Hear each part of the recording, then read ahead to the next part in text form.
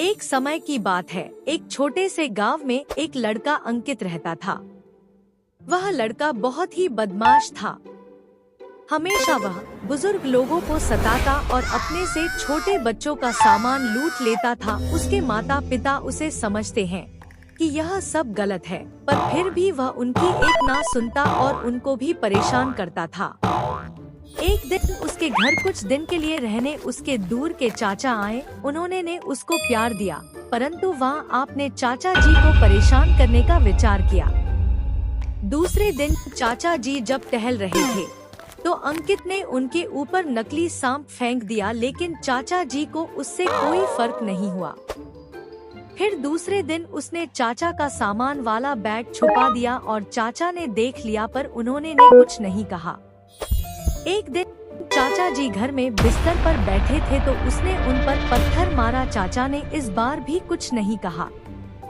अंकित अपने चाचा के पास गया और बोला, चाचा जी, मैं आपको हर रोज लगातार इतने दिनों से परेशान कर रहा हूँ, तब भी आप मुझे कुछ नहीं बोल रहे। क्या हुआ बेटा? तुम ऐसा नहीं करोगे तो और कौन करेगा? तुम्हारी उम्र के हिसाब से जो तुम बदमाशी करते हो वह सही है, लेकिन तुम इसका फ़ायदा उठाकर लोगों को परेशान कर रहे हो, यह गलत है। अपने माता पिता की बात न मानना और लोगों को परेशान करना, यह सब गलत है।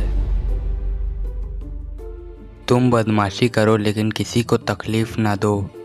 हद से भी ज़्यादा किसी को परेशान ना करो और उनकी चीज़ें उनसे मत छीनो।